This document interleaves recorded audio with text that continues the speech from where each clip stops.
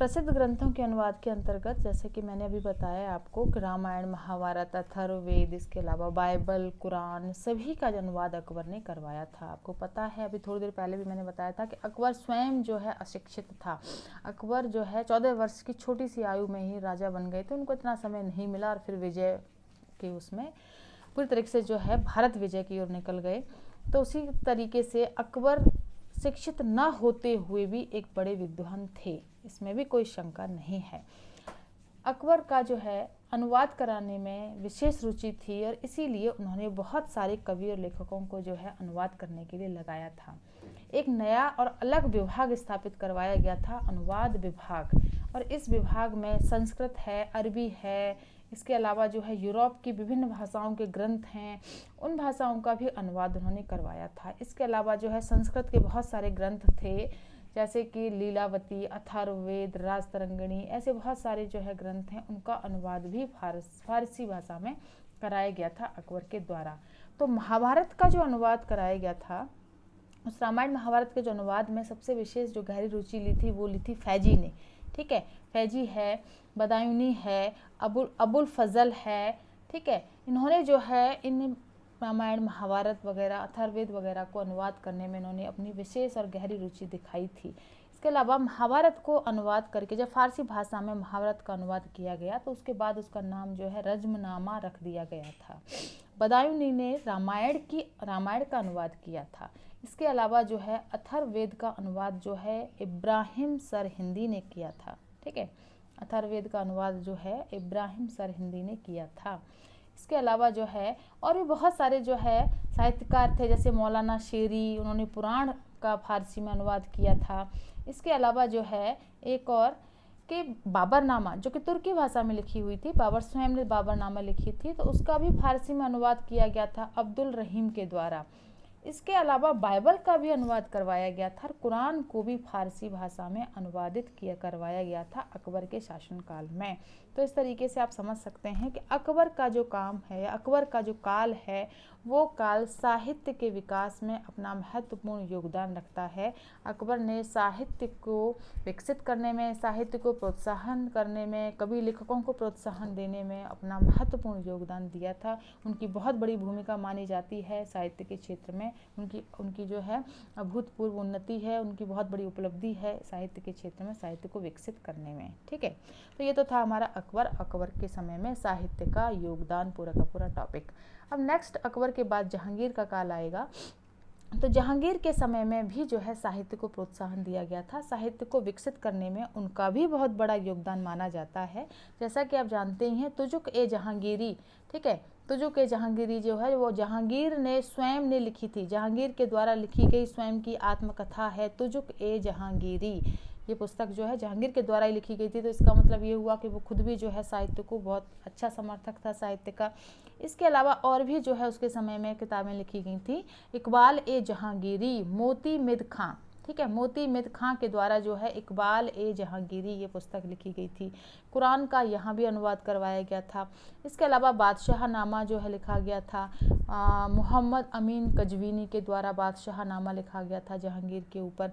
तो इकबाल ए जहांगीरी आदि ये जो किताबें हैं, तो जो कि जहांगीरी तो स्वयं जहांगीर ने ही लिखी थी। तो ये जो किताबें हैं, इन किताबों से जो है जहांगीर के शासनकाल की जानकारी तो मिलती है, लेकिन साहित्य सृजन के बारे में भी महत्वपूर्ण उपलब्धि या महत्वपूर्ण जानकारी इन पुस्तकों से हमें मिलती है। ठीक है, अब जो है ये हुआ हमारा जहांगीर के शासनकाल में प्रमुख रचनाएं। अब हमारा नेक्स्ट टॉपिक जो आएगा वो है हमारा शाहजहाँ। ठीक है, शाहजहाँ के शासनकाल में साहित्य का योगदान या शाहजहाँ के शासनकाल में जो है साहित्य का विकास किस प्रकार से हुआ, उस सब के बारे में अब हम पढ़ेंगे। जैसा कि आप जानते हैं, शाहजहाँ भी जो है एक अच्छा महान शासक रहा है मुगल काल का। तो शाहजहाँ के समय में भी साहित्य को विशेष योगदान दिया गया था। शाहजहाँ के समय में कुछ साहित्यकार हुए और कुछ किताबें उन्होंने लिखी, जैसे बादशाहनामा, ठीक है, हामिद लाहौरी के द्वारा बादशाहनामा लिखा गया था फारसी भाषा में। तो इससे हमें शाहजहाँ के शासनकाल की, उसकी विजय, उसका शासन प्रबंध, उसके कार्य सभी के बारे में जानकारी मिलती है। इसके अलावा शाहजहाँ का पुत्र था दारा शिकोह, ठीक है, दारा शिकोह जिसका औरंगजेब के साथ संघर्ष हुआ था। तो शाहजहाँ का पुत्र दारा शिकोह जो है वो एक काइंड हार्टेड राजकुमार जिसे कह सकते हैं हम, वो भी था। और उसने हिंदू और मुस्लिम दोनों के समन्वय के ऊपर जो है कई सारे ग्रंथ भी लिखे थे। इसके अलावा जो है भगवत गीता का भी अनुवाद किया था। तो इस तरीके से जो है शाहजहाँ के शासनकाल में भी कई सारी साहित्य सृजन हुआ था, बहुत सारे साहित्य को इस समय भी प्रोत्साहन मिला था। अब नेक्स्ट हमारा आएगा औरंगजेब। ठीक है, जैसा कि आप जानते ही हैं औरंगजेब का नाम सुनते ही कट्टर मुसलमान की जो है चित्र उभर कर आ जाता है। औरंगजेब स्वयं एक बहुत ही कट्टर शासक था, इसमें कोई शंका नहीं है। कला को उसने कभी कोई प्रोत्साहन नहीं दिया, तो साहित्य को भी उसने कोई प्रोत्साहन नहीं दिया था। उसने कवि लेखकों को भी कोई संरक्षण नहीं दिया था। लेकिन फिर भी उसके शासनकाल में भी जो है चोरी छुपे कुछ साहित्यों का सृजन हुआ था। उसमें सबसे पहला नाम आता है मुंतखब उल लुबाब काफ़ी खां। ठीक है, काफ़ी खां ने जो है चोरी छुपे ये किताब लिखी थी मुंतखब उल लुबाब औरंगजेब के ऊपर। तो ये औरंगजेब के इतिहास की जो है काफ़ी महत्वपूर्ण पुस्तक है, जिससे हमें औरंगजेब के इतिहास की जानकारी प्राप्त होती है। दूसरा था आलमगीरनामा। ठीक है, आलमगीरनामा जो है वो मोहम्मद काजिम के द्वारा लिखी गई थी। आलमगीरनामा मोहम्मद काजिम, ये भी औरंगजेब के समय की है। औरंगजेब की पुत्री थी जैबुन्निसा ने दीवान मरूफी जो है लिखी थी, वो भी औरंगजेब के इतिहास की जानकारी प्रदान करती है। तो इस तरीके से जो है वो एक अलग बात है कि औरंगजेब ने साहित्य को कोई भी जो है प्रोत्साहन नहीं दिया, न ही साहित्यकारों को प्रोत्साहन दिया, लेकिन फिर भी उसके समय में भी कुछ कृतियाँ लिखी गई थी फारसी भाषा में। तो इस तरीके से जो है मुगल काल में फारसी साहित्य का भरपूर विकास हुआ था। फारसी साहित्य को विशेष योगदान दिया था मुगल शासकों ने, और मुगल काल में जो है साहित्य के क्षेत्र में चर्चा की जाए तो अभूतपूर्व उन्नति मुगल काल में साहित्य के क्षेत्र में हुई थी। ये तो था हमारा फारसी साहित्य के बारे में। अब नेक्स्ट पॉइंट इसमें आएगा मुगल काल में हिंदी साहित्य का विकास।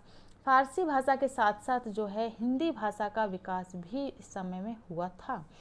ठीक है, ये आपको जान के अच्छा लगेगा कि मुगल काल जो कि मुस्लिम शासकों का काल था, लेकिन उस समय में हिंदी साहित्य का विकास भी हुआ था। हिंदी साहित्य का स्वर्ण युग भी इस काल को माना जाता है। जो मध्यकालीन साहित्य हम पढ़ते हैं वो सारा का सारा हिंदी साहित्य जो है लगभग मुगल काल में ही इसका विकास हुआ था।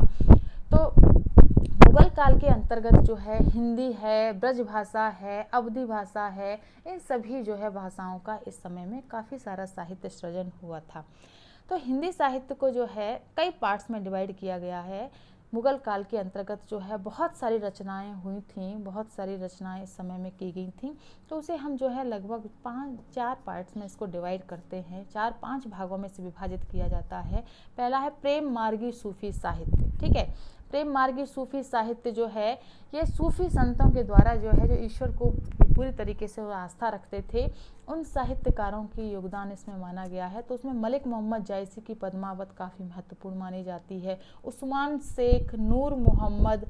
तो ये जो थे साहित्यकार जो थे, या ये जो है सूफी साहित्यकार जो हैं, इन्होंने जो है प्रेम मार्गी के ऊपर अपने बहुत सारे साहित्य सृजन किए थे हिंदी भाषा में। दूसरा हमारा निर्गुण ग्रंथ आएगा।